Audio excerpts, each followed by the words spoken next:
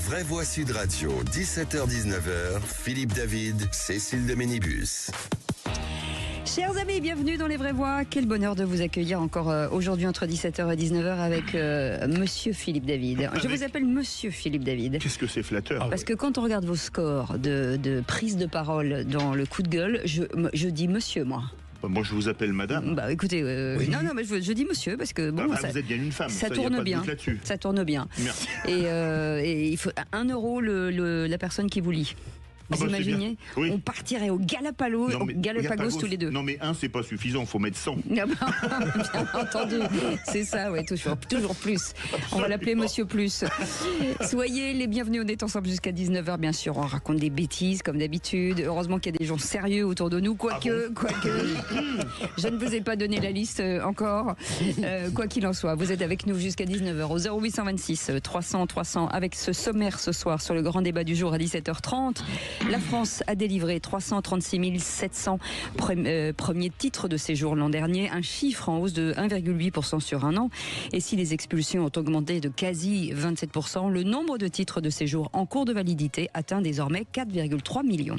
Alors parlons vrai, est-ce que ce nombre d'entrées records s'explique alors que la France va mal économiquement et qu'elle n'arrive plus à intégrer? Et à notre question du jour, 336 700 entrées en 2024, la politique d'immigration de la France est-elle laxiste? Vous dites oui à 96%, vous voulez réagir, Aude attend vos appels au 0826 300 300.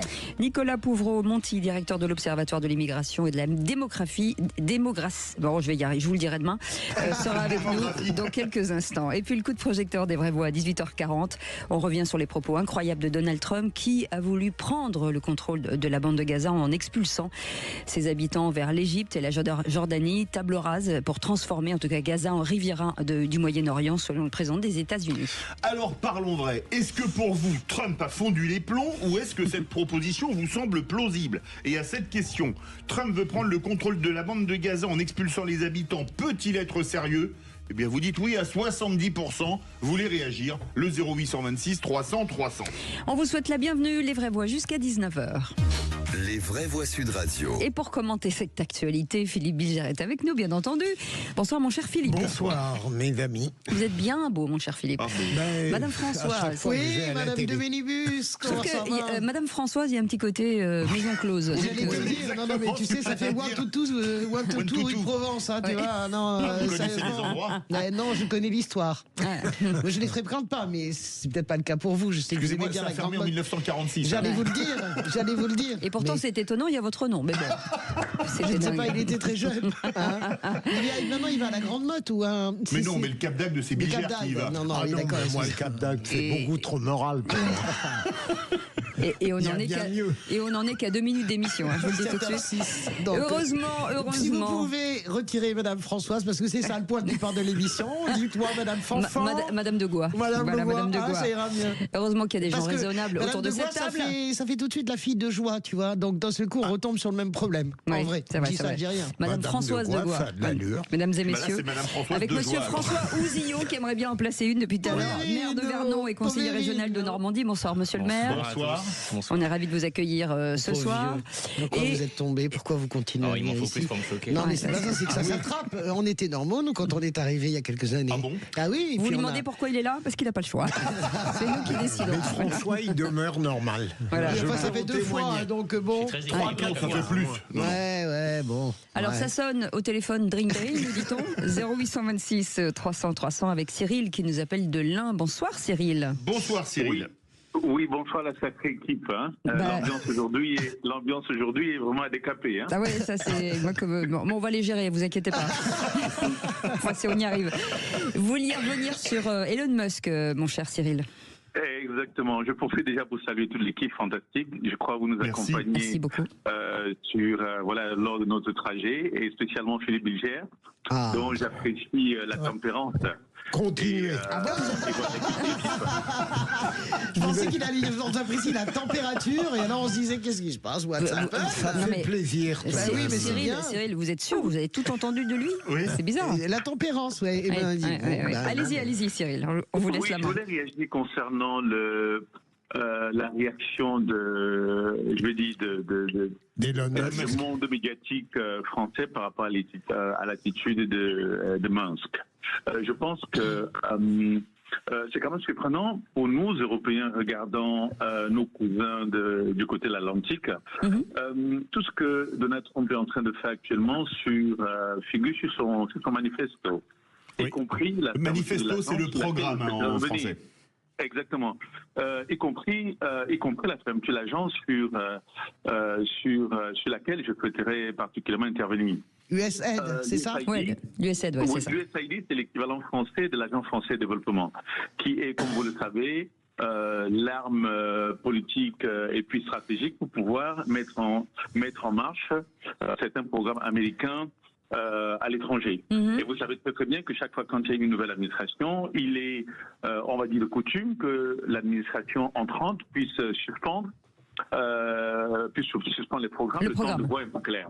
Alors quand on vous dit par exemple que l'USAID finançait pour 50 millions de dollars l'offre de préservatifs au Gaza, ça peut faire rire, mais c'est quand même des choses pour lesquelles, connaissant Minsk, c'est des choses auxquelles il se serait attaqué. Maintenant, je pense qu'il serait important que nous puissions réagir par rapport à nos réalités, nous. Oui, c'est-à-dire, allez-y. Oui, on peut plutôt se dire que leurs priorités à eux ne sont pas nécessairement nos priorités. Et à ce moment-là, les analyses géopolitiques que nous pouvons avoir doivent être par rapport au point de vue des Européens, pas nécessairement les Américains. Mais pour moi, le mot final, c'est de dire que si nous devons respecter la démocratie telle qu'elle est vue de notre côté, Trump est un président américain élu par les Américains pour gérer le quotidien des Américains. Nous pouvons commenter, nous pouvons être contents, nous pouvons ne pas être contents. Et je suis plutôt surpris de voir comment les médias regardent, surtout les médias occidentaux et français en particulier, regardent cela avec soit un angle très très, j'allais dire un peu moqueur, vous pouvez dire, oui. Voilà, c'est ce que je voulais dire. D'accord, donc il faut respecter effectivement, il a été élu, il faut le respecter. Notre ami a dit une chose essentielle au début de son propos, et pour la suite, je suis d'accord avec lui aussi. C'est évident, ça veut dire que chaque pays doit être jugé au regard de ses propres réalités et de son projet personnel.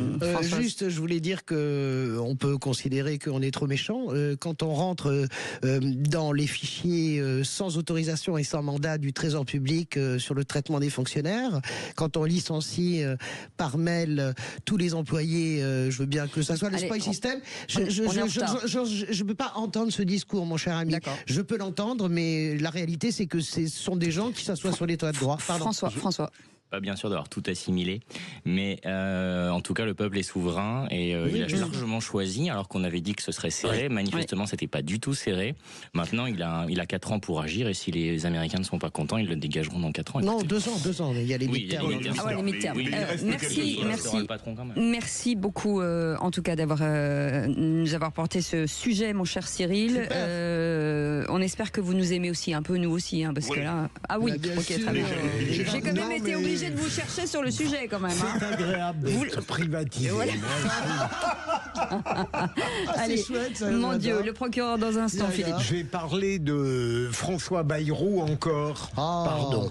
Décidément, c'est dans un instant, et merci de votre fidélité, parce que vous l'avez entendu hier, vous êtes de plus en plus nombreux à nous écouter, et nous sommes très, très, en tout cas, flattés de ce que vous nous apportez au quotidien. Allez, on revient dans un instant, à tout de suite. Sud Radio. Parlons vrai. Sud Radio. Parlons vrai. Les vraies voix Sud Radio. 17h-19h. Philippe David, Cécile de Ménibus. Les amis, soyez les bienvenus. On est ensemble jusqu'à 19h et ça, c'est une bonne nouvelle. D'autres bonnes nouvelles. Philippe Bilger est autour de la table. Françoise Degois et François Ouzillot, bien entendu, et Philippe David. Et vos appels au 0826 300 300 avec Aude, qui est de retour aujourd'hui. Dans un instant, les 3 mots dans l'actu, c'est Félix Mathieu. Et ça aussi, c'est une bonne nouvelle. Ça va, Félix? C'est vrai. Bonsoir. C'est vrai. Il dit c'est vrai, il est bon lui. En toute modestie. Tout va bien. De quoi parle-t-on? Oui, pas que d'excellentes nouvelles, faut être honnête. De la porte-parole du gouvernement français, elle évoque des déclarations dangereuses après ses propos de Donald Trump. Il veut prendre le contrôle sur Gaza, en expulser les habitants pour en faire une côte d'azur du Moyen-Orient. C'est ce qu'il dit. On va parler aussi de ces motions de censure examinées en ce moment même à l'Assemblée nationale après les 49.3 budgétaires. Pas de suspense, elles ne passeront pas sans le PS ni le RN. Et puis de ces excuses de l'actrice principale du film Emilia Pérez sur un un baron de la drogue trans devenue femme. Elle est retirée de la com de Netflix en vue des Oscars après de vieux tweets racistes. En 3 mots, sidération, censure et excuses. On en parle dans un instant. Tout de suite, la voix est au procureur. Les vraies voix Sud Radio, le réquisitoire du procureur, Philippe Bilger. Et c'est contre ceux qui font preuve de condescendance envers Monsieur le Premier ministre que vous voulez requérir Monsieur le procureur. J'avoue très volontiers, même si on ne me le demande pas, que j'ai parfois des dilections pour certaines personnalités politiques qui partent d'une sorte d'empathie de base. François Bayrou, je trouve que quand on lit certaines publications, en particulier je pense au Monde, ce journal contestable mais irremplaçable, je trouve vraiment qu'il y a une forme de condescendance à l'égard de ce Premier ministre, comme si en réalité, je n'ose utiliser le terme débile, mais au lieu de dire, par exemple, il a surmonté avec brio, intelligence et subtilité des épreuves parlementaires, on commence immédiatement par dire, mais ça va être une catastrophe demain. Autrement dit, on ne le crédite jamais de quelque chose de positif. On n'est pas loin de le mépriser et je passe sous silence les allusions personnelles qui sont exaspérantes à ces maladresses qui ne tiennent pas à des défaillances structurelles mais simplement à des dispositions tenant parfois à la fatigue. Je trouve qu'il faudrait que les médias français s'habituent à respecter les gens même quand ils ne sont pas d'accord avec eux. Françoise Devoix. Oui, après, moi je pense que Bayrou, il a eu beaucoup de brio et que il a été très malin. Il a vu que Barnier était parti vers le RN. Lui, il est parti vers la gauche avec Éric Lombard. Et la réalité, c'est qu'il va passer son budget. Et donc ça, là-dessus, vous verrez que les journaux peuvent le critiquer. La réalité, c'est qu'il va évidemment faire un jump dans l'opinion pour avoir réussi à être celui qui passe le budget. Après, moi, j'ai un problème avec François Bayrou, avec les révélations de Mediapart aujourd'hui, qui sont bien plus graves que les questions de budget, de maladresse. C'est-à-dire, est-ce que François Bayrou, oui ou non, a omis de signaler tous les viols de petits garçons dans l'institution de Bétaram, que je connais très bien, que nous connaissons bien, Bétaram, où son épouse donnait des cours de catéchisme et où ses enfants étaient scolarisés. C'est une véritable bombe que ce soit Mediapart. Comme toujours, Mediapart fait un travail, que ça soit à la gauche ou la droite. Ah oui, mais attention, Bayrou, je pense que si les problèmes arrivent pour Bayrou, ils viendront pas du budget, ils vont arriver de cette affaire-là. Est-ce que oui ou non, on lui a signalé à de multiples reprises, et est-ce que oui ou non, il a menti par omission? Ça, c'est très grave. François Ozio. Il a passé son premier examen. C'est pas forcément parce qu'il est brillant, c'est juste parce que en fait les autres forces politiques ne voulaient pas assumer une prochaine motion de censure par rapport à leur électorat. Tous les sondages démontraient que de toute façon leur électorat ne leur aurait pas pardonné cette histoire, ni le PS ni le Rassemblement national. Le budget, tout le monde s'accorde à dire qu'il est pire que celui de M. Barnier. Toutes les forces politiques le disent, surtout à gauche et pas mal aussi à l'extrême droite.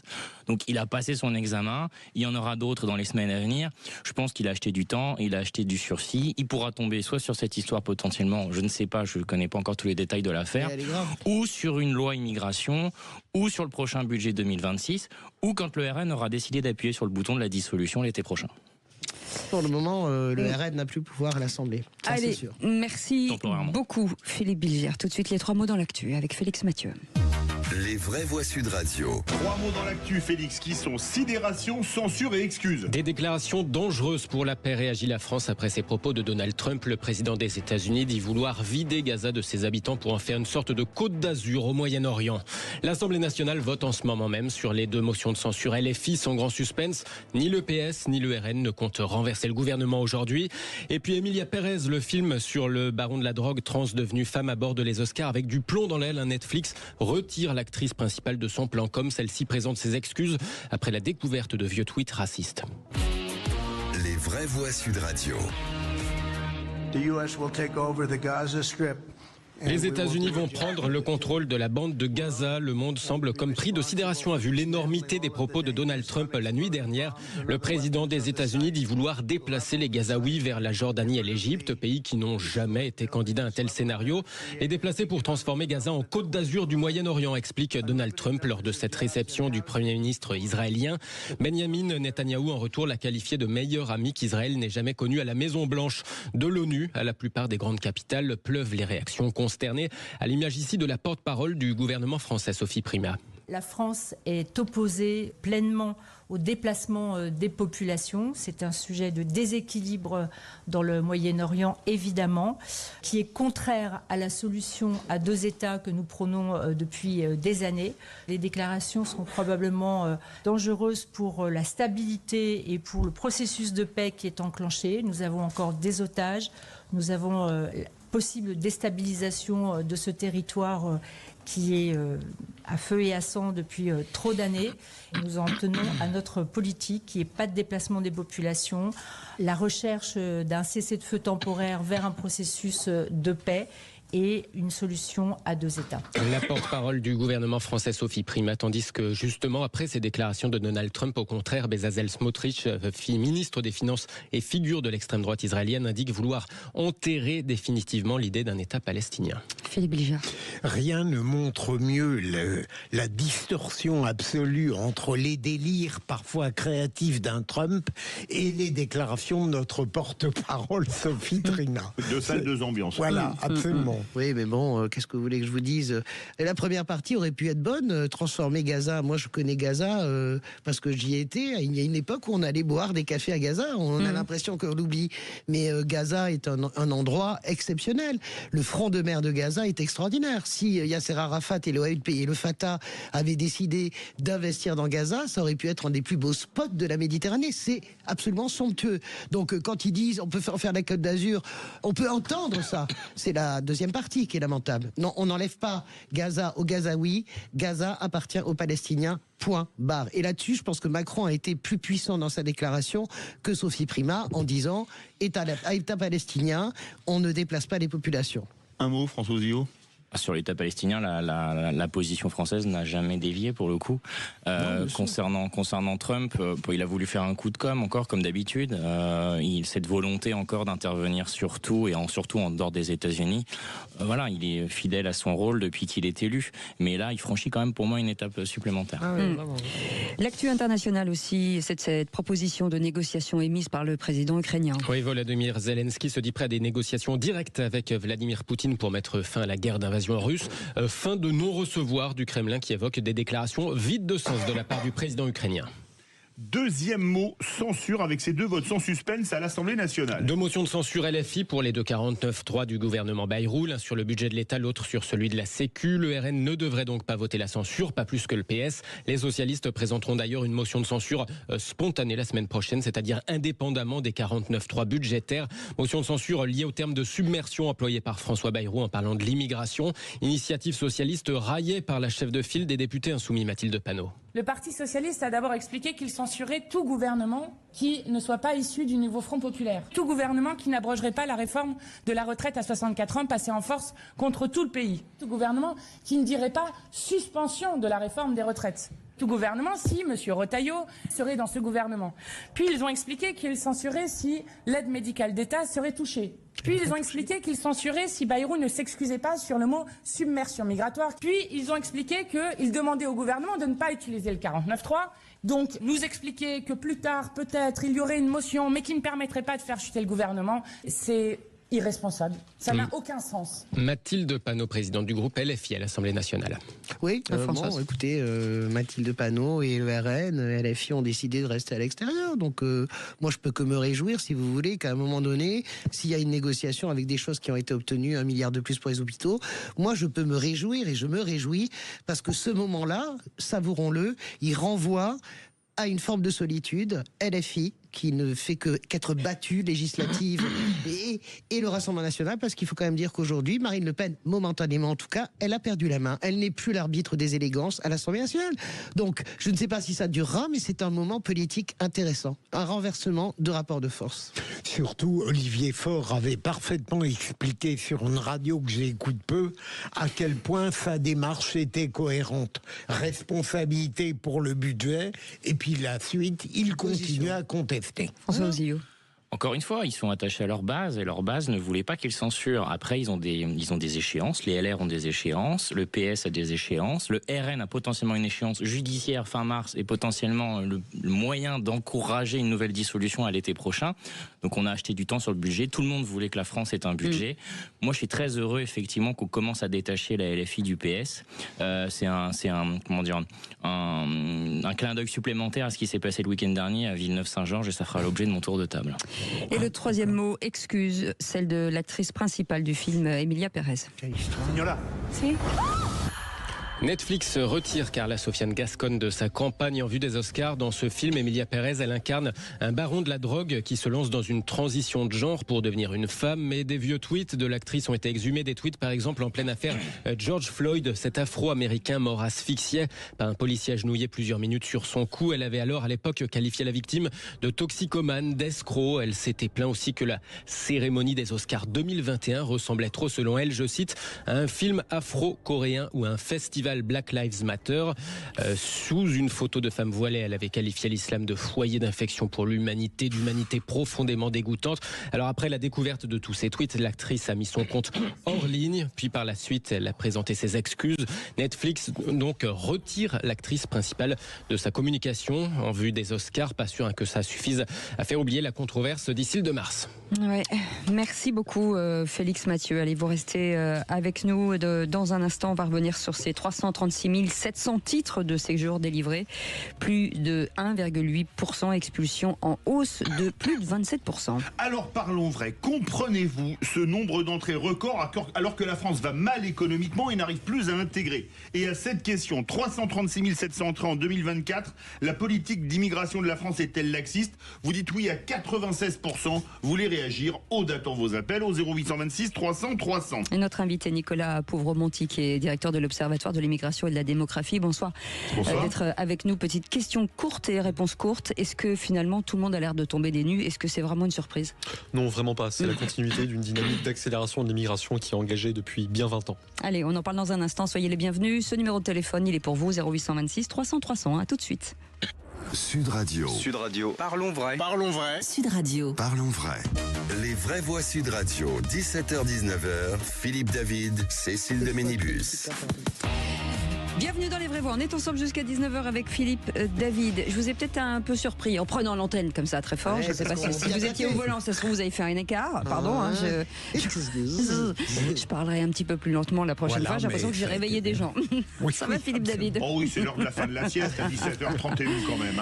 Ouais, oui, ça commence, ça dépend des gens. Ça dépend où vous travaillez. Ça, hein, bon, en tout cas, c'est pas chez nous. Philippe Bilger est avec nous, Françoise Degois et François Ouzillot. Et puis avec vous au 0826 300 300, c'est le grand débat du jour. Les vraies voix Sud Radio, le grand débat du jour. 21 600 étrangers ont été expulsés en 2024. Bruno Retailleau s'est fixé l'objectif de réduire le nombre d'étrangers en situation irrégulière dans le pays. Les premiers titres de séjour, eux, ont progressé de 1,7%. Le nombre de titres de séjour qu'on a accordé l'an dernier, c'est le triple du nombre qu'on accordait à la fin des années 90.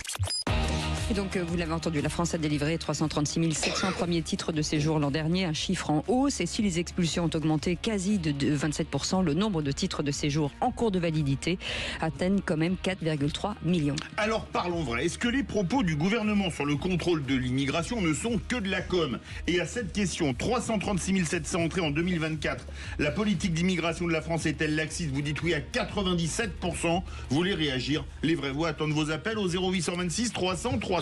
Et notre invité Nicolas Pouvremonti, directeur de l'Observatoire de l'immigration et de la démographie. Merci d'avoir accepté notre invitation. Pas facile à dire. J'essaierai de le dire mieux demain. Ça fait 3 mots que j'ai du mal à dire. Démographie, donc il y a démographie déjà, démographie. Écoutez, je dis ce que je peux. Avec les moyens que j'ai, il me manque une dent. Donc, ouais, est-ce que la petite souris est passée? Pas encore, je compte sur vous. Philippe Bilger, sujet sérieux, pardon. Oui, alors... Je ne crois pas. J'ai quelques interrogations. D'abord, les expulsions ont augmenté, mais j'ai cru comprendre qu'elles concernaient Mayotte, quasi exclusivement.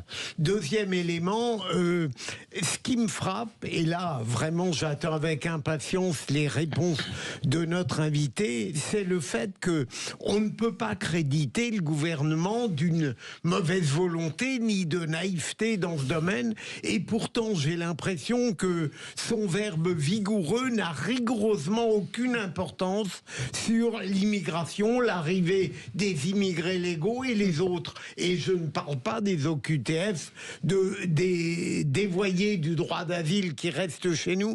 Je ne comprends pas. Dévoyés. Donc vous êtes débouté du droit d'asile. Oui, mais pour moi, ils sont dévoyés. C'est un autre mot du vocabulaire français. mais je ne comprends pas ce hiatus entre le discours officiel qui n'est pourtant pas naïf et la réalité. Françoise Degois. Je voudrais bien qu'on fasse un peu, qu'on regarde les chiffres à plat et que sur ces 300 000 qui ont l'air extrêmement massifs, je rappelle que nous sommes 68 millions de Français, et même 4 millions de visas en cours, voilà. Je voudrais quand même qu'on explique, par exemple, qu'il y a 110 000 étudiants sur ces 320 000. 110 000 étudiants. Des vrais étudiants en augmentation. Vous avez une augmentation, on pense tout de suite, c'est l'Afrique subsaharienne. Vous avez, par exemple, plus d'Américains ou d'Indiens, si vous voulez, aujourd'hui, que de Sénégalais ou de Camerounais. Sur le droit d'asile, parce qu'il faut le lire dans le détail. Sur le droit d'asile, ce qui est quand même très intéressant, c'est de voir que les Ukrainiens, par exemple, qui considèrent, à juste titre à mon avis, qu'ils ne peuvent plus retourner dans leur pays parce qu'à un moment donné, voilà, ça n'est plus viable, ont demandé massivement des titres de séjour, beaucoup plus massivement. Donc, il faut vraiment regarder les choses à froid. Moi, je pense que le chiffre le plus ennuyeux là-dedans, c'est vraiment les OQTF, parce que c'est notre grande difficulté par rapport au pays, etc. Mais je pense quand même que, pour revenir à la polémique sur la submersion, regardons bien le détail des chiffres. Je ne sais pas, vrai ou pas vrai, en tout cas, il y a énormément d'étudiants, et je pense que les universités témoignent aussi qu'il y a énormément d'étudiants dans ce pays, notamment des Américains, et des Indiens. Alors ça dépend aussi de quel point de vue on se situe, puisque quand on regarde, effectivement, il y a eu une hausse des titres de séjour, plus 1,8%, mais hausse des expulsions, plus 26,7%, et baisse des régulations de sans-papiers, moins 10%. Donc il y a quand même des chiffres qui sont plutôt positifs pour le gouvernement. Et manifestement, depuis l'arrivée de Gérald Darmanin en 2020. D'ailleurs, il s'est satisfait des 9 premiers mois de l'année 2024 sur ses réseaux sociaux, suivi par la politique de Bruno Retailleau. Donc il y a quand même une prise en main. Est-ce qu'elle est suffisante? Est-ce qu'elle correspond à ce que les Français attendent? Sans doute pas. Et c'est un débat qu'on a déjà eu ici plusieurs fois. Et c'est aussi pour ça peut-être que le Premier ministre a remis le mot dans le débat la semaine dernière. Mais en tout cas, il y a une volonté de Bruno Retailleau d'agir. Il passera par des circulaires. Il veut reprendre la circulaire Valls, sur laquelle il met des choses quand même beaucoup plus fortes que celle de 2012. Et manifestement, ça ne gêne pas le ministre Valls, puisqu'il est dans le même gouvernement. On verra bien. Donc il y a quand même une volonté. Après, c'est plus compliqué que ça en a l'air. C'est pas que franco-français. Il y a c'est un sujet européen également. Et frontalier méditerranéen. Vous pensez que la France a une politique d'immigration laxiste, ou vous pensez que c'est normal de faire rentrer plus de 330 000 personnes? Aude attend vos appels au 0826 300 300. Nicolas Pouvreau-Monti, 336 700 entrées. J'ai posé la question en pré-lancement. Comment l'expliquer alors qu'on a 100 000 plans sociaux prévus, que les pays économiquement va mal et qu'on n'arrive plus à intégrer? Écoutez, l'un des vrais sujets, c'est que parmi ces 336 000 premiers titres de séjour, il y en a au moins la moitié qui aujourd'hui ne dépendent plus du contrôle du politique. C'est-à-dire qu'il y a 4 grandes catégories de motifs: les étudiants, l'immigration familiale, le regroupement familial, donc le regroupement familial et l'immigration familiale au sens large. Par exemple, les conjoints de Français, qui sont un cas nombreux. Vous savez, un citoyen français qui épouse un ou une étrangère qui l'a rejoint en France. Les motifs économiques et les motifs humanitaires, qui sont ceux qui ont eu la plus forte croissance l'an dernier, plus 13,5% de titres de séjour pour motifs humanitaires. À titre raisonnable, d'ailleurs. Il y a beaucoup qui sont considérés comme à titre raisonnable, notamment les Ukrainiens. Alors oui, sur les Ukrainiens, il y a eu un phénomène de rattrapage. Pendant très longtemps, ils n'étaient ni dans les chiffres de l'asile, ni dans ceux des titres de séjour. Vous disiez ça. Parce qu'ils avaient effectivement un statut, ils l'ont toujours d'ailleurs, de protection temporaire, qui font qu'ils n'avaient pas besoin de demander ça. Absolument. Mais certains d'entre eux anticipent la fin prochaine de ce statut et cherchent à avoir notamment un statut de réfugié plus durable en France. Même chose pour les Syriens, par exemple? Alors, les Syriens, c'est beaucoup plus restreint en volume, en France, il y a environ 50 000 Syriens. On a eu beaucoup plus de demandeurs d'asile et de réfugiés afghans, par exemple. Depuis 2018 et jusqu'à l'an dernier, exclus, les Afghans étaient la première nationalité des demandeurs d'asile. Et donc sur ces motifs, d'une part, économique, étudiant, le politique à la main, mais familial, humanitaire, le politique n'a aujourd'hui quasiment aucun levier de contrôle parce que on parle d'un type d'immigration, deux types d'immigration qui sont contraints pour l'essentiel par des traités internationaux, le droit européen, notamment la CEDH, la Convention de Genève de 51 sur l'asile, et en aval par les juges qui interprètent ces traités avec une interprétation toujours plus extensive, au moins pour ce qui relève du droit d'asile. Et là-dessus, la marge de manœuvre du gouvernement, malgré sa bonne volonté, dans la mesure où il ne remet pas en cause ces conventions, est quand même assez restreinte. Et pour la santé ? Et pour la santé, alors on a un dispositif très singulier en France qui est celui des titres de séjour pour étrangers malades. C'est un dispositif vraiment unique au monde. On accorde un titre de séjour à un ressortissant étranger parce que son état de santé le justifie et qu'il ne peut pas accéder dans son pays à certains dispositifs de soins.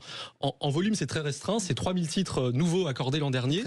C'est très peu, mais c'est néanmoins très, très coûteux pour le nombre de titres. C'est-à-dire que ce que nous dit l'Office français de l'immigration et de l'intégration qui gère ces titres, c'est que les traitements associés à ces titres de séjour peuvent coûter jusqu'à 1 million d'euros par an et par patient. Et voilà, donc c'est évidemment un dispositif dérogatoire qui pose question. Moi, il y a aussi des choses qui... C'est-à-dire que ces chiffres-là, que moi je ne trouve pas si extraordinaires, si on les détaille, et merci de les avoir détaillés avec cette finesse et cette subtilité, sans jugement en fait, sans idéologie. Ce qui m'intéresse, moi, c'est de voir quand l'absurdie percute, si vous voulez, ces chiffres. Vous avez vu ce que fait Nicolas Meyer-Rossignol, le maire de Rouen, il a raison de le faire.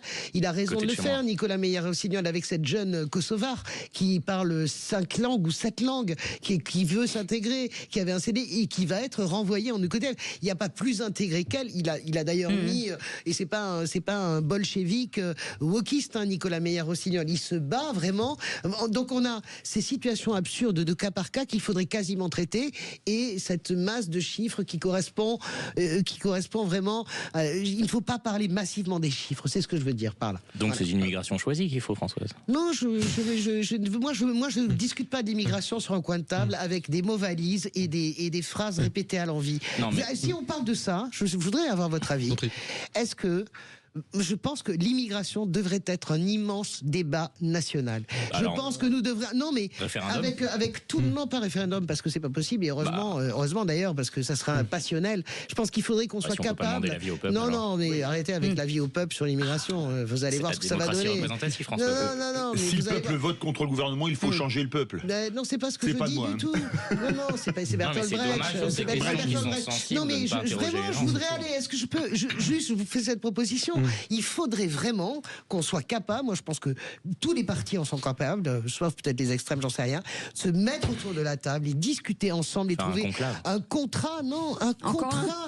contrat social d'immigration collectif co-signé par tout le monde. Qu'est-ce que vous en pensez? Les propositions. Il me semble que le grand débat national sur l'immigration, on l'a en permanence depuis des années. Non, on l'a sur les plateaux. Et dans la société.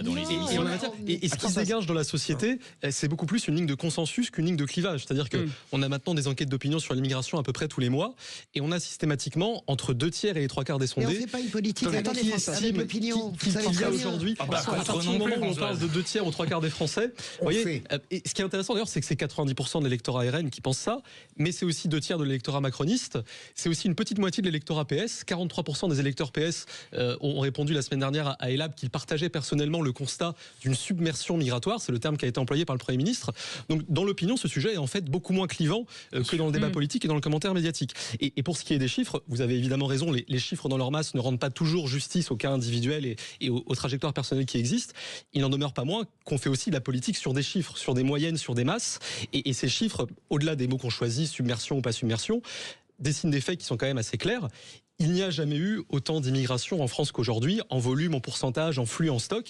Ça dessine une situation inédite qui mérite d'être discutée de façon rationnelle. Mais quelque part, on est tous d'accord pour dire que ce soit de droite ou de gauche, l'immigration, tant qu'elle est ce dont vous parliez tout à l'heure, quelqu'un qui parle 5 langues, qui est inséré dans la société, ça pose de problème à personne. C'est les gens qui posent problème. On est tous d'accord, il faut arrêter de se... Oui, mais on est tous d'accord.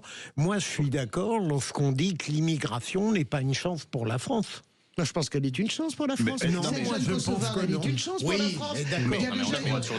Allez donc, François Ozillot veut réagir. Oui, on peut prendre un exemple comme la jeune Kosovo, mais en général, l'immigration n'est pas une chance. Excusez-moi, moi j'ai un médecin syrien qui s'est installé dans nos vallées, tout le monde est content de le voir arriver.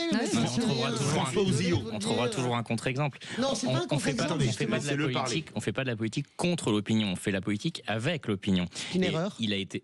Ah bon, c'est une erreur. Ça s'appelle la démocratie. Non, parce que l'opinion, on ne veut pas déranger, nous, les représentants du peuple. Mais laissez-le parler. Vous confondez si je peux l'opinion. juste terminer mon exposé.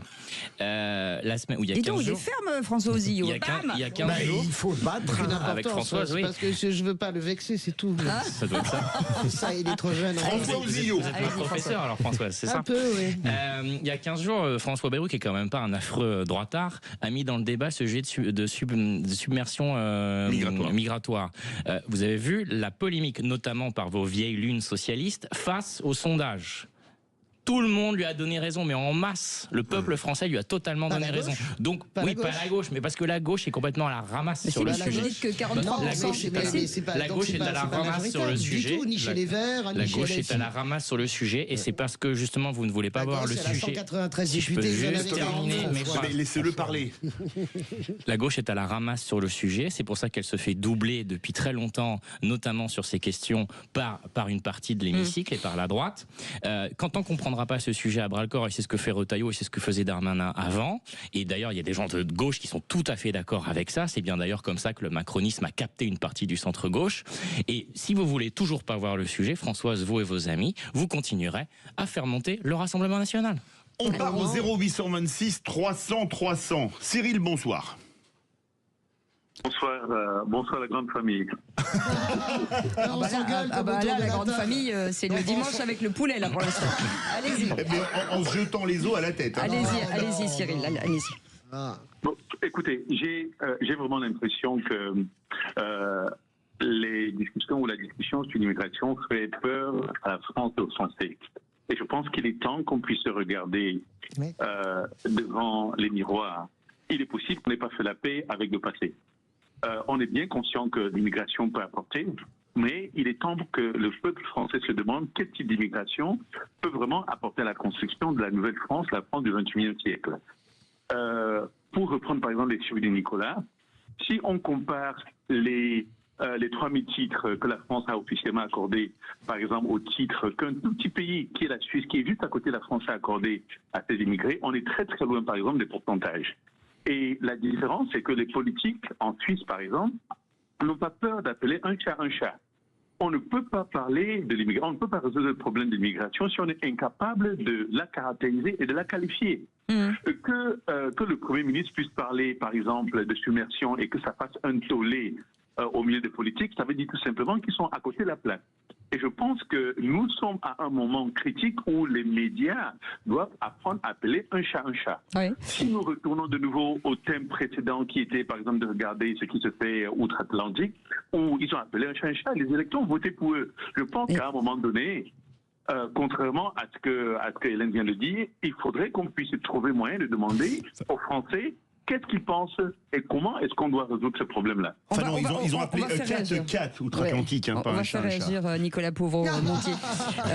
Vous êtes d'accord avec lui? Oui, alors effectivement, ce que j'évoquais tout à l'heure sur les 3000 titres pour étrangers malades, c'est vraiment une singularité française, c'est-à-dire qu'il n'y a rien de tel qui existe en Suisse, par exemple, mais le cas suisse est intéressant et montre qu'il y a effectivement deux questions, c'est d'une part le nombre et d'autre part la nature, le type d'immigration reçue. Il y a environ 25% d'étrangers en Suisse, c'est beaucoup, c'est 3 fois plus que la part des étrangers dans la population de la France, mais ces étrangers sont à 80% européens, là où la France reçoit par exemple l'immigration la plus largement originaire du continent africain parmi tous les pays d'Europe. La Suisse met en place une politique d'attractivité spécialement dédiée à une immigration à haute valeur ajoutée économique avec un système de quotas sur certaines professions et des critères de qualification. Et la Suisse a aussi un système d'acquisition de sa nationalité plus rigoureux, qui est parmi les plus rigides, les plus stricts d'Europe. Oui, il faut parler au moins une des 3 langues. Oui, c'est ça. Il y a un ensemble de critères cantonaux, fédéraux qui se cumulent. Là où en France, Depuis l'an 2000, on a environ 3 millions de personnes qui ont acquis la nationalité française, dont 700 000 par ce qu'on appelle le droit du sol, ce qui est une expression un peu facile, mais on voit ce dont on parle, c'est-à-dire une acquisition automatique sans vérification d'aucun critère d'intégration. Merci beaucoup Nicolas Pouvreau-Monti, directeur de l'Observatoire de l'immigration et de la démographie. Ouais, je l'ai dit, c'est bon. Au bout de 3 fois. Vous êtes d'une grande clarté. Bravo. Ouais, c'était hyper intéressant. Vous pouvez pas rester avec nous pour le qui c'est qui l'a dit? Ça dure 5 minutes. C'est le quiz de l'actu. Allez, je reste. Vous allez être capable de le gagner. Bien entendu. Allez, à tout de suite. Cyril, vous bougez pas, on revient dans un instant. Sud Radio, votre attention est notre plus belle récompense. C'est un grand plaisir que maintenant qu'on a la Sud Radio sur Lyon et la famille grandit, c'est une super nouvelle. Sud Radio, parlons vrai. Les vraies voix Sud Radio, 17h-19h, Philippe David, Cécile de Ménibus. Chers amis, le moment est grave. Les vraies voix jusqu'à 19h avec autour de cette table Philippe Bilger, Françoise Degois, François Ouzillou, Nicolas Pouvreau-Monti qui est resté avec nous et mon cher Cyril. C'est à vous de lancer le jingle. Sud Radio, les vraies voix, c'est parti. Les vraies voix Sud Radio, le quiz de la Ça, c'est du lancement. Ça, c'est du lancement de Guedin. Allez, qui c'est qui l'a dit? C'est un lancement suisse ou pas? Vous ne seriez pas suisse par hasard, Cyril? Vous êtes suisse, Cyril, ou pas? Oui. Eh ben voilà. Mais suisse quoi? Je peux refaire si vous voulez. Suisse allemand? Non, français. Ah, très bien. Qui c'est qui l'a dit? 3 points. Il n'y a pas de mode de vie du pays hérité. On n'est pas français parce qu'on aurait une culture issue de plusieurs centaines d'années. Éric Coquerel. Attendez, non, c'est à l'auditeur de répondre en premier. Non, mais on lui a pas dit. On lui a pas dit. Donc on partage. Ça fait 2 points chacun. Voilà. Bon, on partage pour tout le monde alors. Pour tout le monde. Non, ça va, oui. Je donne mon point à l'auditeur. Non, c'est vrai. Il est sympa, il donne les 3 points à l'auditeur. Il est sympa. Qui c'est qui l'a dit à 3 points? Les ministres de l'Intérieur successifs se servent de la lutte contre le narcotrafic comme fonds de commerce politique. Cyril. Le Premier ministre? Non. Manuel Bompard? Non. Jean-Luc Mélenchon? Non. C'est un maire. C'est un maire. C'est un maire, mais attends, de Lyon de la Fosse, Grenoble, Michael Éric. Oui, Fosse. bonne réponse de Nicolas Pouvreau-Monti. Il a dit avant vous. Bien. Mais vous êtes très doué. Ouais. Il va vous humilier. Allez, question. Ça tombe bien, il aime ça. Qui c'est qui l'a dit? 3 points sur le budget. Quand on écoute, on est meilleur. Quand on dialogue, on est meilleur. Quand on ne s'enferme pas, on est meilleur. On pourrait Cyril. dire nous tous. Je dirais encore le Premier ministre. Non, c'est une femme. Une ministre. Une femme. Pannier Braun Ménaché? Pivet? Non. Pannier Ménaché? Non. Votre Elle a des lunettes. Ah bah Elisabeth c'est Borne. Elle était là dans un ancien gouvernement. Elle est Rachida revenue. Dati. Non. Pannier Ménaché? Montchanin. Bonne réponse. Je peux donner plein de trucs. Merci, Cécile. Non, mais je vous en prie. Vous, je ne l'aurais pas deviné. Non, mais moi, je donne un indice, c'est 10 balles. Hein, donc faites ce que vous voulez. Allez, Ah bah je Philippe. vais faire pareil. Qui c'est qui l'a dit, Cyril? Jean-Luc Mélenchon. Jean-Luc Mélenchon n'est pas propriétaire du nouveau Front Populaire. Oh, c'est Attendez. facile ça. Cyril. Là aujourd'hui, c'est la vraie école aujourd'hui. Hein. Fort. Non. Non, pas Non, pourtant mais il l'a dit. Non, mais bien sûr. Bah Boris Vallaud. Bonne réponse de si c'est pas l'un, Françoise c'est l'autre. Degois. Et voilà, exactement. Question, qui c'est qui l'a dit? Les Français voient bien cette situation migratoire que nous subissons et ils n'en veulent pas. Cyril. Marine? Non. Jordan Bardella. Non. Ciotti. Non, Chenu. Non. Bah Jacobelli. C'est une femme. Tanguy. Non. Jacobelli. Marion Maréchal. Non, il y a un village dans le Pinafo. sud, Non. à côté Dans de le Toulon, qui voilà. Une femme là-bas. Laure Lavalette. Bonne réponse de Nicolas Pouvreau-Monti. Je crois qu'on a dû répondre ensemble, Laure Lavalette. Oui, C'est mais parce je l'ai que dit en la même Valette temps. est à côté. Ah, La je Valette l'avais du dit. Var. Je ne l'avais pas dit. Je vous rappelle, c'est la Valette du Var. On l'a dit en même temps. Mais vous êtes d'une On est à combien loyauté. là? On est à combien? J'essaye. Attends, on est à J'essaye combien? d'être bon joueur. Qui Attends, c'est qui l'a dit? Ce n'est pas l'écologie qui fait baisser les rendements des agriculteurs, c'est le changement climatique. Je sais. Attendez. Cyril. Cyril? Allô. Cyril. Oui, je vous suis en réfléchissant. Bon, allez. Bah, Ça c'est pourrait être Bonne réponse, non C'est pas moi dire qui une l'ai dit hachée. en premier, En pas flûte. le lâcher en premier. Oh, flûte, Ce matin, j'adore cette ce expression. matin. Oh, flûte, Ce fichtre. matin sur Sud Flûte, avec mais Nova. c'est pas du pipeau. Qui c'est qui l'a dit à 3 points? C'est bon ça? Le Parti Socialiste s'est fait acheter à pas très cher. Cyril. Ouh. Facile ça. Je le Cyril. sais pour une fois. Il y avait- Mélenchon? Non. Bonne réponse de Philippe C'est Bilger. sa grande Bien. expression. Je dois Est-ce que tu peux faire un point? 6. 6, 9, 6. Mais non. 3 pour Cyril. Et pour le moment, François Ozillot est aux abonnés absents. C'est la droite. C'est un peu marché dessus. Allez, qui c'est qui l'a dit 3 points? Les retraites ne sont absolument pas un tabou. Nous commençons pas à ambiancer, alors que les partenaires sociaux n'ont pas commencé leur travail.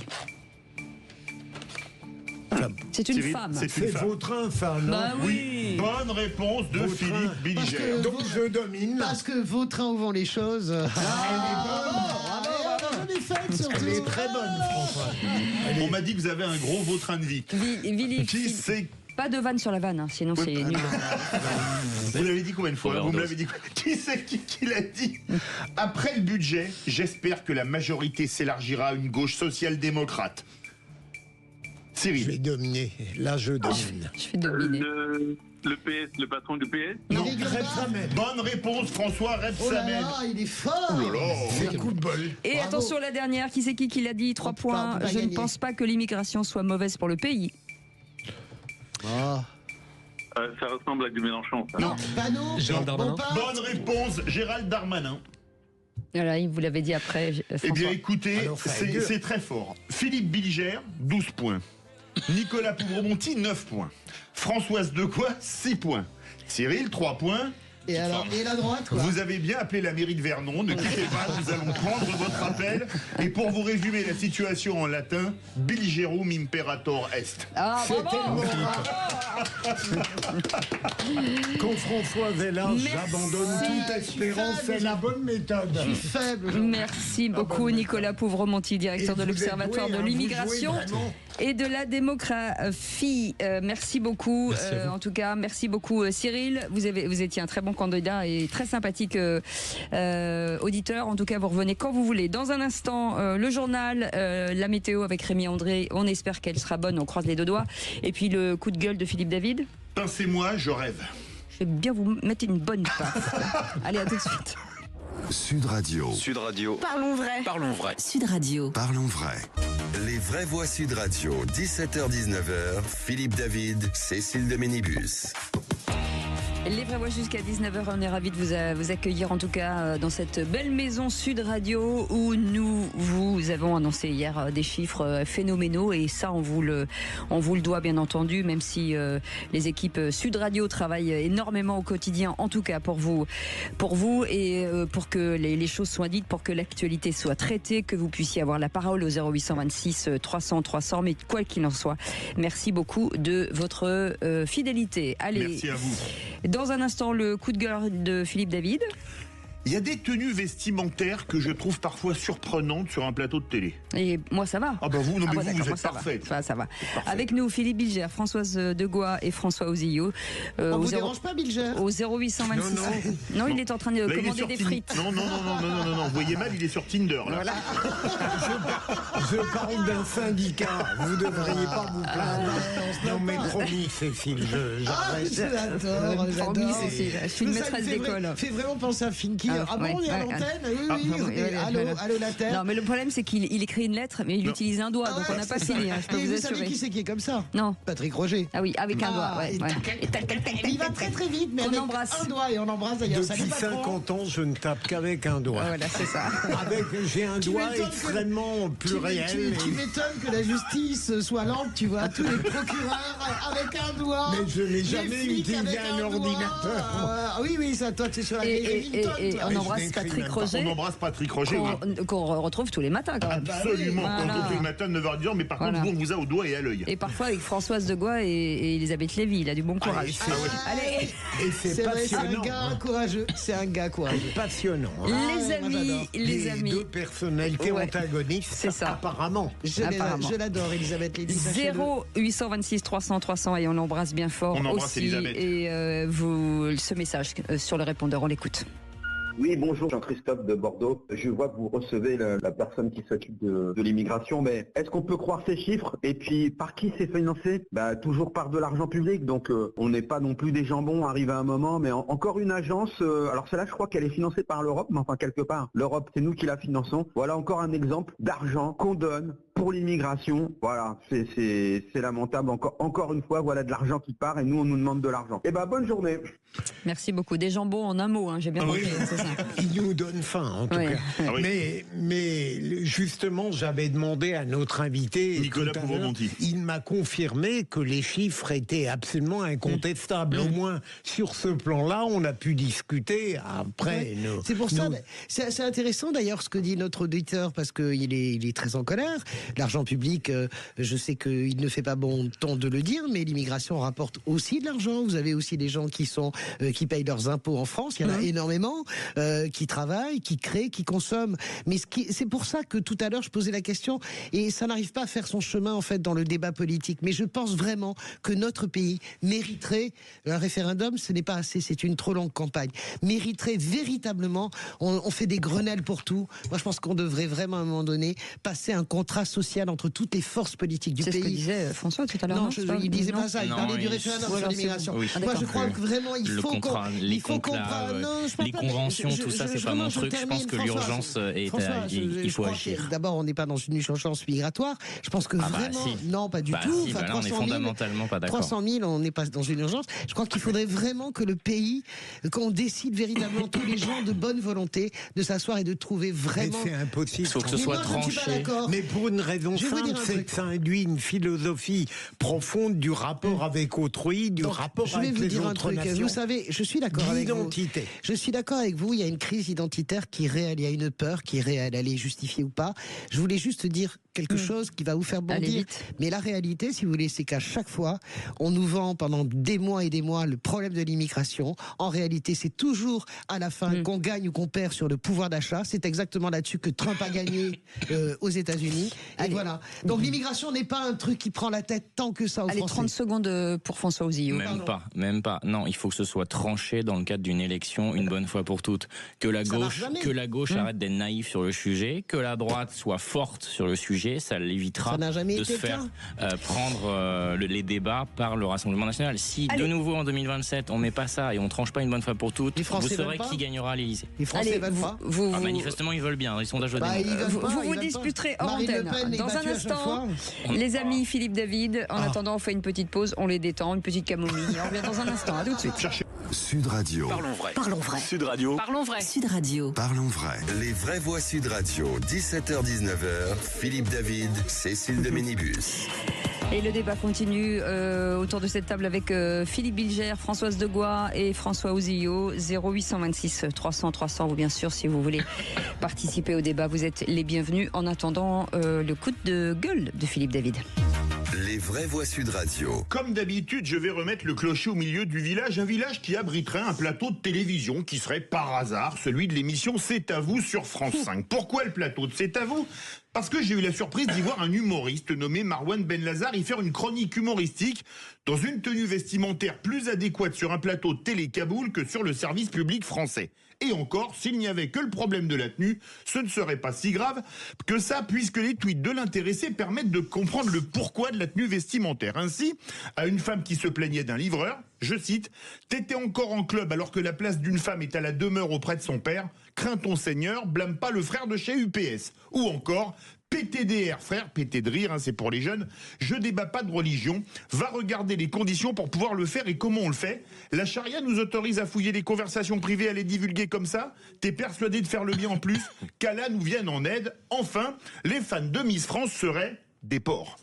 Des propos qui ont ému et pas qu'à droite, puisque l'ex-député socialiste Anne-Yvonne Le Dain a tweeté, je cite, « Marouane Benlazar, humoriste radicalement islamiste, et désormais chroniqueur sur C'est à vous, télépayé par nos impôts.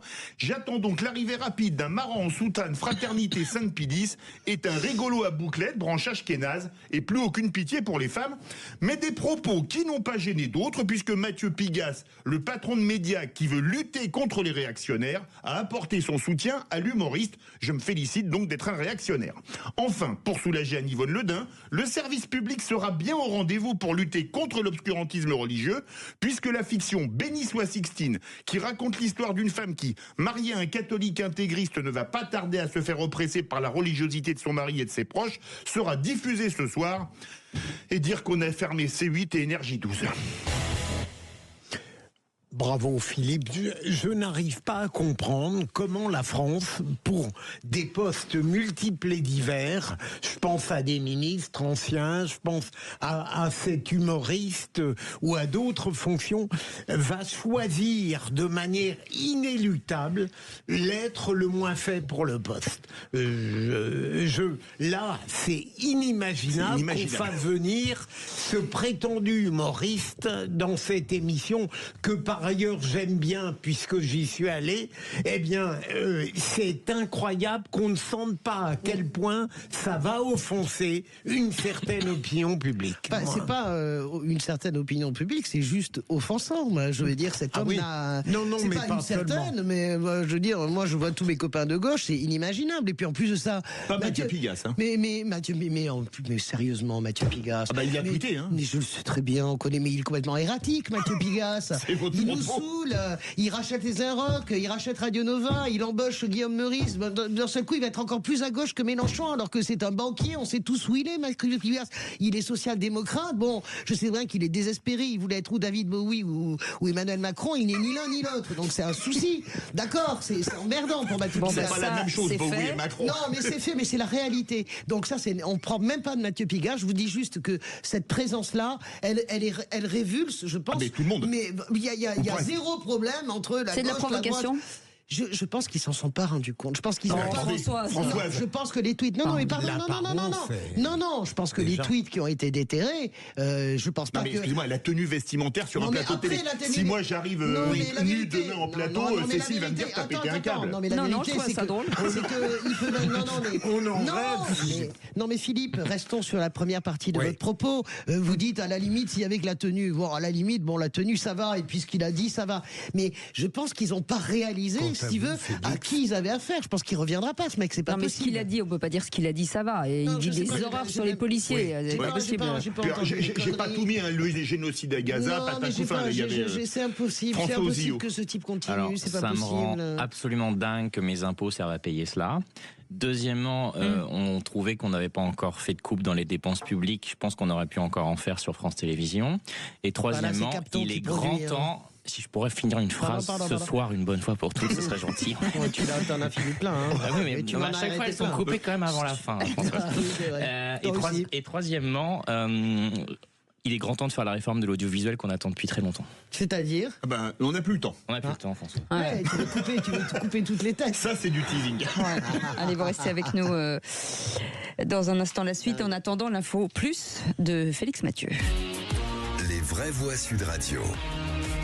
Et beaucoup d'auto-entrepreneurs sont donc vent debout contre le budget 2025. Oui, ce fameux budget adopté en ce moment même par 49.3 avec quelques mois de retard. Et ce qui fait bondir beaucoup d'auto-entrepreneurs, c'est un changement de taille. Le seuil pour être exempté de TVA va être abaissé. Il suffira d'être au-dessus de 25 000 euros par an de chiffre d'affaires pour payer désormais la TVA. Jusqu'ici, les auto-entreprises devaient s'en acquitter à partir de 37 500 euros de chiffre d'affaires par an pour la plupart d'entre elles, celles qui sont dans les services.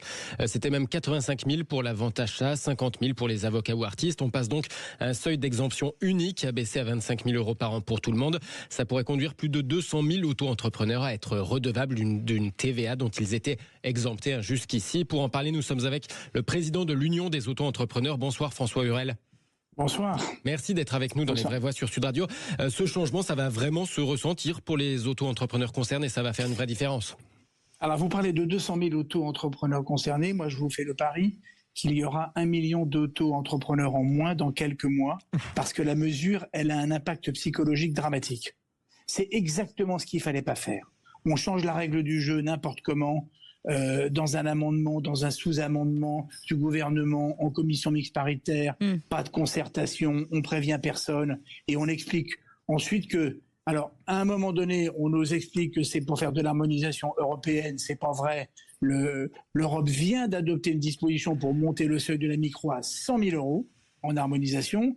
Ensuite, on nous dit mais c'est pour faire de la simplification. Et pour finir, on finit par enfin nous dire la vérité, c'est pour faire plaisir aux artisans parce que ça fait 15 ans qu'ils luttent contre ce régime en expliquant que c'est un régime de concurrence en fait déloyale. C'est à peine croyable. C'est à peine croyable que dans ce pays, la complexité devienne la règle alors que la simplicité est l'exception. Ça devrait être l'inverse. Et ben c'est exactement ça. Et je suis abasourdi C'est honteux pour ce gouvernement d'avoir publié ça, d'avoir promu ça, d'avoir déposé ça. Et surtout, je ne comprends pas l'intérêt de la mesure. Ouais. Ça veut dire que c'est plus vraiment intéressant comme système. On est d'accord. 1 million en moins, ce que vous dites, c'est terrifiant. Hein. Mais c'est terrifiant parce que moi, je peux vous dire que nous avons interrogé cet après-midi parmi nos adhérents, ceux qui commençaient, ils disent qu'ils arrêtent. Ils disent qu'ils arrêtent, ils préfèrent rester dans l'aide sociale, au moins c'est mieux. C'est exactement ce qu'il fallait pas faire. Je ne comprends pas la mesure. Nous sommes un pays qui, en 2024, a créé 1 100 000 entreprises. C'est incroyable. 70% sont des auto-entrepreneurs. Eh ben, qu'est-ce qu'on fait? On va s'attaquer aux plus pauvres et aux trucs qui marchent. Non mais je trouve ça dingue. François, je trouve ça d'autant plus dingue qu'en réalité, c'est quelque chose qui a été vraiment porté par Emmanuel Macron dès 2017. Cette idée d'auto-entreprise, cette idée d'agilité. Et je ne comprends évidemment qu'il n'a plus de simplicité. Il n'a plus son mot à dire, Emmanuel Macron. Mais je suis assez sidéré de voir. C'est toujours cette façon de tourner autour du pot, d'aller chercher de l'argent là où on n'ose pas aller le chercher. Mais toujours chez les mêmes. Parce qu'en réalité, on aurait pu passer de 1 an à 2 ans la taxe sur les super bénéfices, mais ça, on le fait pas. On reste qu'un an. Mais par contre, on va chercher les auto-entrepreneurs. C'est les plus pauvres. Parce que on ne veut pas égratigner. On veut pas égratigner le CAC 40. Ça me paraît fou, quoi. C'est dingue. En fait. Mais je veux pas. Moi, je veux pas égratigner. J'ai compris. Toujours opposer le CAC 40. Mais je dis juste qu'à un moment donné, il faut qu'on arrête absolument le cirque de ce pays qui vit encore dans l'ancien monde. On est encore dans l'ancien monde alors que le nouveau monde s'ouvre et qu'il nous dit tous les jours, mais on doit simplifier, et nous on fait l'inverse. Et alors c'est ça qui est formidable, c'est au nom de l'équité fiscale, on complexifie la vie des gens. Allez, c'est incroyable. Un tout petit moment, Amélie de Montchalin, qui est quand même une ministre jeune, elle vit dans un vrai monde ou pas? Ou alors, attendez, elle ne nous appelle même pas. Je pense qu'elle vit pas dans le même monde en fait que moi. Elle doit pas avoir le téléphone. Allez, François Hurel, 30 secondes parce qu'on est déjà très en retard. C'est le résultat de ce super budget négocié de haute lutte. Ça vient d'où? Ça vient de Bercy. Qui est à Bercy? Lombard et Montchalin. De quelle famille politique ils viennent? De la gauche. Voilà, merci. Montchalin, donc d'où est-ce qu'elle vient? De la gauche. Elle vient pas de ma famille, ça c'est clair. Et donc de nouveau, enfin le grand patron de Bercy, c'est bien Lombard. Et alors? Je suis désolé, il est quand même bien influencé par cette philosophie de taxer les entreprises et d'empêcher justement les modestes auto-entrepreneurs de créer de la richesse. C'est la jalousie qui vous meut. Allez, merci beaucoup. Vous aviez envie de parler des CAC 40, donc j'avais envie de vous répondre. Allez, merci beaucoup François Hurel, président de l'Union des auto-entrepreneurs. Vous savez que vous avez le micro, vous êtes ouvert quand vous avez besoin de nous, bien entendu. Dans un instant, le tour de table de l'actu des vraies voix. Je voulais faire un petit teasing, mais on est tellement en retard qu'on le fera pas. On le fera la semaine prochaine. Allez, à tout de suite. Sud Radio. Sud Radio, parlons vrai. Parlons vrai. Sud Radio. Parlons vrai. Les vraies voix Sud Radio, 17h-19h, Philippe David, Cécile de Ménibus. Un retour des vraies voix en pleine forme avec une Cécile de Ménibus olympique, un Philippe Bilger impérial, une Françoise de Gois qui regarde son téléphone, monumental, qui singe, retrouver Oscar Freire. En bonne santé. Il suffisait d'en parler. Parce qu'on parlait du champion cycliste espagnol Oscar Freire qui avait disparu et qu'on a retrouvé. Complémentarité. Parce qu'on parfaite. Non, mais c'est vous qui êtes parfait. J'avais même pas vu qu'il avait disparu. Donc, merci. Une info démentie égale 2 infos. En fait. Voilà, c'est bon. Et évidemment, François Ouzillot, on peut dire mayoral. Peut-être, il faut le dire. Oui, mayoral, c'est du maire. C'est le maire en espagnol. Ah bon, c'est pas vrai? Si. Ah bon, dis donc, on apprenait des choses, c'est fou quand même. Bon, par contre, vous avez lancé un deal, que je fasse l'émission dans le plus simple appareil. Philippe Bilger a dit oui. Ouais. Non, mais je suis pas sûr que ce soit une bonne idée. Allez, tout de suite le tour de table de l'actu des vraies voix. Dépassé le million. Oh oui, mon Dieu, quel cadeau. Surtout, arrêtez-vous juste avant. Allez, tour de table de l'actu des vraies voix. On va parler de politique politicienne. Ouais, je peux ne qu'être d'accord avec Ciotti. Ah bon? Ça, c'est catastrophique, Thérèse. Comment dire? Alors là, n'importe quoi. Le tour de table de l'actualité. Vous regrettez cette phrase, Françoise Degois? Non, parce que parfois il dit pas que des conneries. Hein.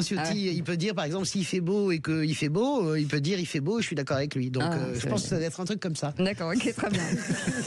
Philippe Bilger, Chevènement défend Boualem Sansal. Le président Tebboune, dans l'entretien qu'il avait donné à l'opinion, avait dit du bien de Jean-Pierre Chevènement. Et celui-ci, dans le Figaro, avec beaucoup d'élégance et de conviction, a dit qu'il fallait évidemment faire en sorte que les liens historiques avec l'Algérie ne soient pas rompus, qu'il approuvait la démarche de Bruno Retailleau et surtout il a invité le président Tebboune à user de la même pratique que Général de Gaulle à l'égard de l'Algérie et donc on lui a dit, ou il lui a conseillé en réalité de libérer ce très grand écrivain, d'avoir à son égard l'attitude que de Gaulle, le général de Gaulle avait eu à l'égard de Jean-Paul Sartre. On n'emprisonne pas Voltaire. Bon, je ne dirais pas à quel point la comparaison me paraît discutable, mais peu importe, si ça marche, tant mieux. Françoise Degois. Oui, après, le poids de Jean-Pierre Chevènement, qui est un homme que j'adore, hein, mais vraiment, bon, je ne vois pas quel intérêt et quel impact ça peut avoir. Mais on sait jamais. Mais je pense qu'il y a ce qu'on voit, il y a le in, l'interview de Tebboune, très spectaculaire, très critique, et puis il y a le off. Moi, je pense que la diplomatie, je suis même sûr que la diplomatie de haut niveau, c'est-à-dire directement Emmanuel Macron et Tebboune, son chemin. J'en suis sûr, oui, bien sûr. C'est pas possible autrement. Parce que la France se tait trop. Madame Macron est un gros bavard. Oui, il y a des choses. Donc, s'il se tait comme ça, c'est qu'il avance. Il y a François. J'étais jeune quand Chevènement était ministre, et c'est pas ma famille politique. Mais je trouve qu'à chaque fois qu'il réintervient dans le débat public, il le fait de manière très succincte et assez rare. Ouais. C'est toujours juste, posé, raisonné, raisonnable et de bon niveau. Et ça fait du bien quand même de voir que dans les années 90, au début où moi je me suis intéressé à la politique, il y avait quand même des hommes politiques et des hommes d'État de très bon niveau. Des hommes et des femmes évidemment. Et je trouve que voilà, forcément le niveau s'est un peu affaissé ces 10-15 dernières années. Ouais, Chevènement, grand mec. Françoise, le patinage artistique. Alors, c'est incroyable ce qui se passe. Gabriela Papadakis, un des plus beaux palmarès du sport français, je pense, 4 fois championne du monde avec Guillaume Cizeron, championne olympique, enfin bon, bref. Et Madison Hubel, grand palmarès aussi, ont décidé de casser, si vous voulez, le code du patinage artistique qui est très précis, c'est-à-dire qu'il faut de la sensualité entre l'homme et la femme, c'est toujours l'homme qui mène, etc. En disant, voilà, nous allons danser en couple non mixte et nous allons patiner, et donc elle va patiner à partir de ce soir et pendant 15 jours ou je ne sais plus avec combien de temps, peut-être 10 jours en Suisse avec Madison Hubel. Et c'est même moi je regarde ça, moi, j'ai tellement été comment dirais-je, instruite au patinage artistique, tellement est-ce que vous vous souvenez de Moïseva Minenkov qui dansait, mais c'est pas y danser, enfin Christopher Dean, bref, j'ai toujours été habitué à cette figure-là, homme-femme, patinage artistique. Je regardais et c'est tellement beau, et j'imagine que si 2 hommes dansent ensemble, c'est tellement beau ce qu'elles font, parce qu'elles ont dit on veut casser les stéréotypes. C'est pas parce qu'elles sont woke, etc. C'est parce qu'elles disent à un moment donné, c'est très beau aussi 2 femmes qui dansent ensemble sans sensualité, ou 2 hommes qui dansent ensemble. Je trouve ça a provoqué un tollé avec la Fédération internationale de patinage artistique qui commence à se relâcher, qui enlève maintenant la question de genre, et je trouve que moi j'aime beaucoup en fait en gros les gens qui ouvrent un chemin. Non, mais en plus ça peut ouvrir à d'autres disciplines. Ça ouvre à d'autres disciplines. C'est quand même, elles sont assez courageuses. Il y a mix, non mix, voilà, c'est sympa. Parce qu'elle est, comment dirais-je, Papadakis, enfin, c'est une vraie personnalité en fait, et Humbel aussi. Et puis elle est aussi protégée par son palmarès, je pense. Alors Françoise, une question, ça n'est pas inspiré par leur nature intime. Je veux dire, non, mais c'est parce que j'aime bien l'idée. Si pour casser les codes, elles font ça, ou si c'est parce que tout simplement il y a une forme de... Non, parce que Papadakis, elle a dit qu'elle était bisexuelle, mais enfin, je veux dire, c'est pas... Je crois pas, moi je pense que c'est parce qu'elles ont cette nature-là qu'elles veulent essayer de pousser la porte pour des jeunes filles qui sont complètement hétéros. Mais le but, c'est que ça remplacera pas, ça ajoutera, c'est ça. On rajoute, c'est-à-dire on a le couple mixte, on aura le duo non mixte, c'est pas mal, et c'est assez beau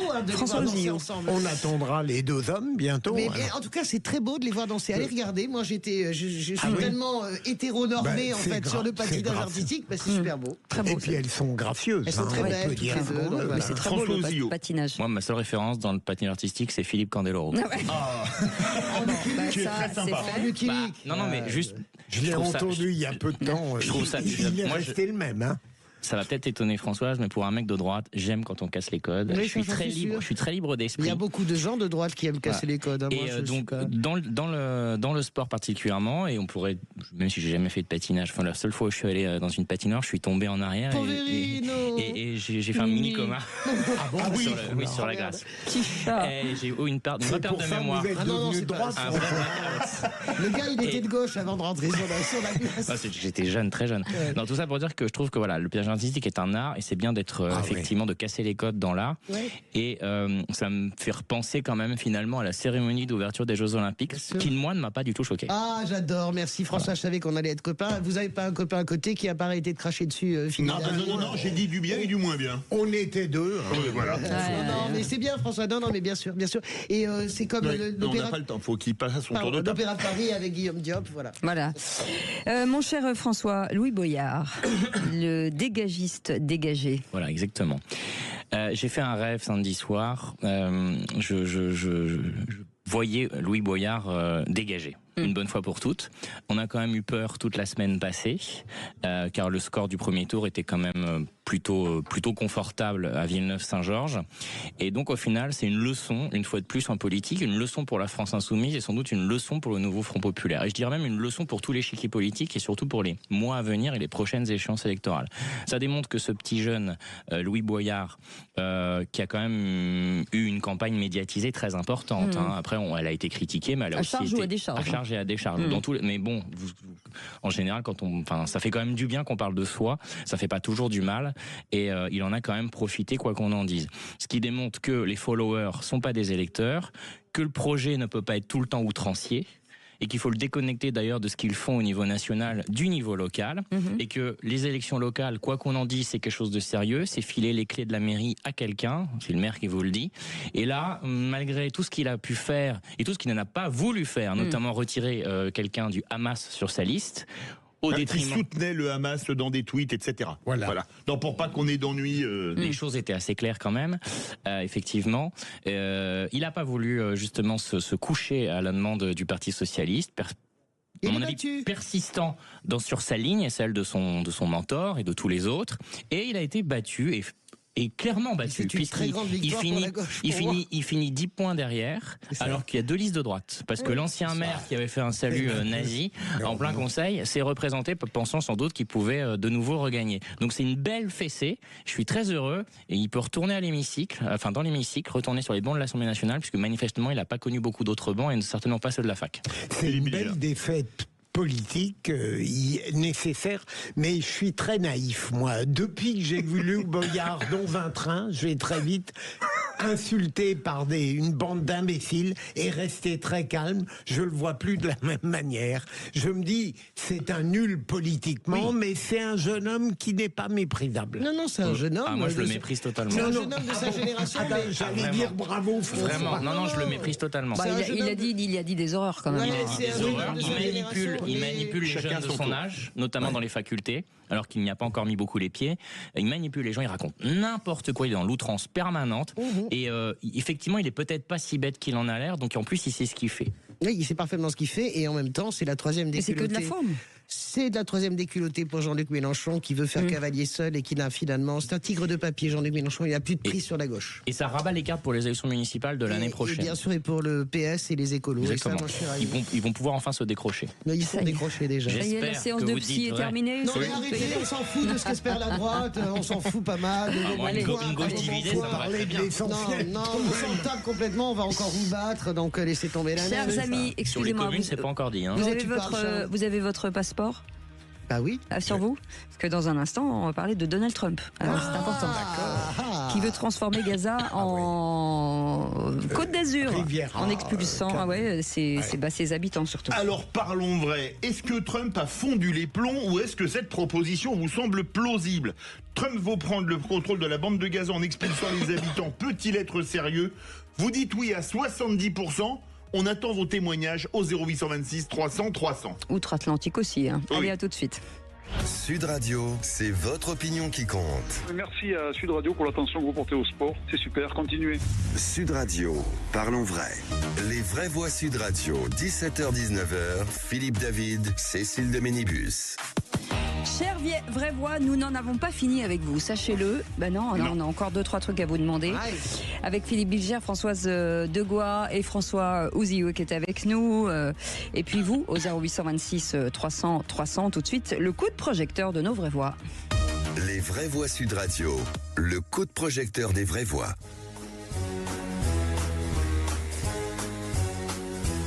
The U.S. will take over the Gaza Strip. Faire de Gaza une propriété américaine, voilà l'idée inédite présentée par Donald Trump lui-même.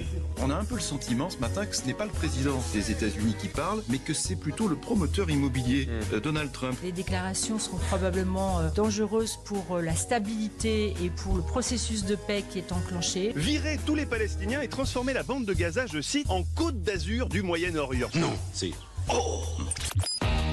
Et donc des propos assez incroyables de Donald Trump, hein, qui dit vouloir prendre le contrôle de la bande de Gaza en expulsant ses habitants vers l'Égypte et la Jordanie, Philippe. Alors parlons vrai, est-ce que ces propos sont une provocation? Et à la question du jour, Trump veut prendre le contrôle de la bande de Gaza en expulsant les habitants, peut-il être sérieux? Eh bien vous dites oui à 69%, on attend vos réactions au 0826 300 300. Et pour changer, on va commencer par François Ouzillou. François. Ah, c'est bien. Oui, ça change. Pourquoi pas? Comme ça, il aura le temps de parler. Voilà, c'est ça. On ne sait jamais. De nous deux, pas seulement vous. Parce que toi aussi, t'es bavard ce soir. Hein. Allez-y, allez-y. Alors je trouve qu'on passe quand même un cap dans le lunaire sur les déclarations provocatrices. Il joue au Monopoly en fait, Donald Trump, ou à SimCity, selon les jeux que vous préférez. Groenland, Panama, Canada, enfin bref, à chaque fois quand même il y a une volonté expansionniste. Je suis le maître du monde. Oui, mais ça a toujours été... Puis les Américains sont quand même un peu comme ça. Enfin, Make America Great Again, c'est lui qui l'a inventé, mais manifestement, encore une fois, c'est ce qu'on disait tout à l'heure, ils ont quand même voté majoritairement pour lui alors que ça devait être serré. Donc ils aiment ça aussi un peu, que l'Amérique se mêle un peu de tout. Sauf que lui fait plus avec des chars et des canons. Il le fait par son influence et par son rapport de force permanent. Et ça a quand même marché avec le Mexique, ça a quand même marché avec le Canada. Et là, il balance ça dans le débat avec Netanyahou à côté de lui, qui manifestement ne s'est pas opposé au sujet. Je trouve qui était plutôt souriant. Qui était même plutôt très souriant, mais on sait très bien qu'Israël et les États-Unis ont des liens quand même indéfectibles. Le côté Riviera, Côte d'Azur, c'était choquant. Il y a quand même 50 000 morts. Je suis pas certain que ce soit approprié. Mais une fois de plus, en fait, il se met au centre du jeu, des négociations, des rapports de force diplomatiques, et il oblige tout le monde à se positionner vis-à-vis de lui. Et ça, on ne peut pas lui enlever. Quelqu'un qui connaît très bien les États-Unis, Gérald Olivier, a dit, je ne sais pas d'où il tire l'information, qu'en réalité, il y avait eu un accord entre Netanyahou et Trump. En gros, on libère les otages pour que mon début de mandat soit honoré, et par ailleurs, je vous promets de prendre en charge la bande de Gaza. Alors, aussi délirant que soit le projet annoncé par Trump, j'ai tendance à me dire que peut-être il n'est pas aussi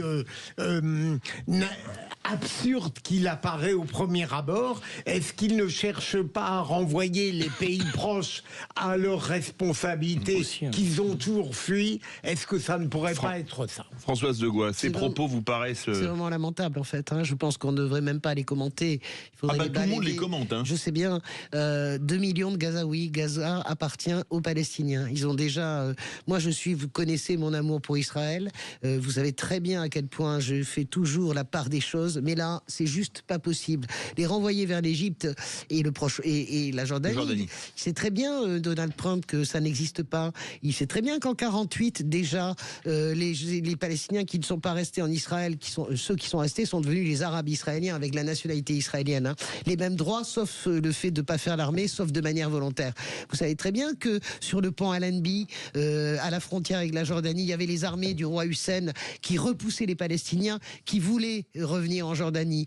Idem pour l'Égypte. Donc il raconte à dessein n'importe quoi. Il connaît très bien cette histoire du Proche-Orient. Dire, ok les gars, je vous renvoie de là où vous venez. On ne sait même pas d'où ils viennent. Ils sont gazaouis depuis la nuit des temps. Ils sont à Bethléem depuis la nuit des temps. Donc c'est délirant. C'est pas délirant, c'est totalement pervers parce que qu'est-ce que vous envoyez comme signal? D'où parle-t-il Donald Trump? Et vous avez Smotrich derrière qui enchaîne. Donc c'est une spirale infernale dans laquelle il nous enferme. L'idée de refaire de Gaza quelque chose de sublime, je le redis, on peut faire un spot magnifique de la Méditerranée, mais ça passe d'abord par le respect des Gazaouis. C'est pas des gens, tu sais, c'est pas des gens comme sur le Monopoly dont parle François, qu'on déplace comme ça. Tiens, j'achète la rue Lafayette. Ah ben moi, tiens, je vais acheter la rue de la Paix. Basta cosy, ça suffit. À un moment donné, on peut le laisser dire n'importe quoi. On peut faire mine, si tu veux, d'admirer ce type. C'est juste sur cette question-là, c'est juste un débile en fait. Volontaire et promoteur. Je suis d'accord avec François. Mais il y a quand même pas grand monde qui lui tient tête. Mais si. Non. Si, parce que le Canada lui tient tête. Qu'est-ce qu'il a réussi? Il a reculé quand même. Il a reculé, Trudeau. Non mais il recule pas du tout. Il a une union sacrée. Et le Danemark a reculé il a réussi à avoir, mais il rien du tout. Personne ne recule. Vous avez vu? Est-ce que vous avez vu le gouverneur de l'Ontario? Pas du tout. Vous l'avez vu avec... tous à la baisse. Mais c'est pas vrai. Attendez. Mais ça n'est. Je veux terminer. Je dis qu'à vous de ça n'est pas vrai. Le Canada, il a réussi. Même le candidat ultra libéral, ultra conservateur du Québec, Poilievre, qui va succéder à Trudeau, même lui fait la union sacrée contre Trump. Qu'est-ce que tu racontes en disant qu'il a reculé? Mais c'est pas vrai. Trudeau a capitulé sur un certain nombre de choses. La présidente mexicaine aussi. Ils envoient 10 000 personnes à la frontière. Enfin, si, je suis désolé. Il obtient ce qu'il veut. Il obtient peut-être moins que ce qu'il a demandé à la base. Mais il négocie, il obtient des choses. Mais il va avoir des retours de bâton sur les taxes pour le Mexique. On va voir. Mais les États-Unis. Sur l'économie, je suis d'accord, mais on va voir. Mais tous les Américains, moi j'ai une partie de ma famille, ils sont atterrés. Ils s'apprêtent à payer le gallon d'essence. Pourquoi? Parce que les États-Unis importent. Mais les démocrates apportent 60% du pétrole mexicain. Sur le plan de la méthode, finalement, voilà un homme qui, face à un problème international totalement insoluble, personne n'a réussi à trouver véritablement... Tu crois que c'est soluble, ça? Non, mais je dis, c'est peut-être sa force, à un moment donné, de proposer devant de l'inextricable quelque chose qui apparaît délirant, mais qui n'indigne pas autant que vous le pensez. Vous pensez que c'est quoi au Moyen-Orient les réactions là en ce moment sur Trump? Mais vous pensez sur le fond, évidemment sur le fond, je suis complètement d'accord avec ce que vous dites, mais on peut pas lui reprocher une forme d'efficacité politique en quelques semaines sur tous ces sujets. Israël, Palestine, Ukraine, Russie, autour de lui. Où est le résultat? Mais il bouge les lignes. Il fait bouger les lignes. L'Ukraine a quelque chose. Mais Poutine et Zelensky n'ont jamais été autant capables de quasiment de se mettre autour d'une table. Excuse-moi, François, il y a des pas quand même. J'aimerais bien qu'on aille au réel. Qu'est-ce qu'a fait Vladimir Poutine cet après-midi? Qu'est-ce qu'a fait Vladimir Poutine cet après-midi? Il a envoyé Zelensky au plot. Ok. S'il y a une paix, ce sera une paix russe. Ok. Qu'est-ce qui va se passer avec ça? Poutine veut négocier avec Trump, il ne peut pas négocier directement avec Zelensky. Vous ne pouvez pas dire qu'il règle les problèmes en 3 jours. Il s'est fait bouger les lignes. J'ai pas dit qu'il les réglait. Il n'a jamais autant fait bouger les lignes qu'il ne s'est passé de choses depuis 2 ans. Rien du tout. Il provoque. On verra à la fin. Françoise, on est quand même d'accord que là, les choses bougent. Mais où elles bougent? Zelensky qui propose, Poutine. Mais Zelensky, avant que Trump arrive, il avait déjà proposé de discuter avec Poutine. Précisément, si je peux me permettre. Mais vous êtes, honnêtement, si je peux me permettre, il fait moins de mots que François Bayrou. Et il obtient un peu plus de résultats. Ça, c'est drôle. Ça, c'est drôle. Elle est excellentissime. Pardonnez-moi de vous le dire. Vous ne pouvez pas dire que la parole de Trump est opérative. Aujourd'hui, ça n'est pas vrai. Il veut sucrer toutes les aides sociales de l'USA. Il est obligé de reculer. Il veut faire du Canada. En désaccord, donc on est, soyons d'accord alors. Sur le fond, ça tombe bien, c'est la Françoise.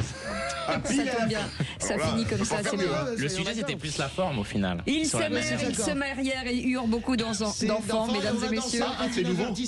On est invité au moins pour la pièce montée et tout. Bien sûr, on fait un trouble nous. Avec Philippe, François et moi, on fait un trouble et vous n'êtes pas conviés. Voilà. Vous avez une vie trop moderne pour moi. Vous n'êtes pas assez ouvert d'esprit, Philippe David. Lâchez-vous un petit peu. Soyez simple. C'est censé être Philippe et moi. Je me découvre terriblement moderne. Il sait même pas ce que c'est un trouble en fait. Il est Mais non, mais il est pas idiot. C'est un couple. Il est pas Je idiot. connais juste les enfants de troupe. C'est un couple à 3 personnes. Allez, C'est un couple à 3. Mais merci c'est ce que je beaucoup. pratique assez Merci beaucoup. régulièrement. Mon Dieu. Comment voulez-vous qu'on soit crédible C'est après ça? finir à la bonne heure cette fois-ci. Merci Françoise de Goua, merci beaucoup François Ouzillot et merci Philippe Bilger. Dans un instant, on va vous parler d'un beau concours. En fait, ça s'appelle le commerce, c'est la vie. C'est le trophée du commerce. Ils seront avec nous dans quelques instants. À tout de suite.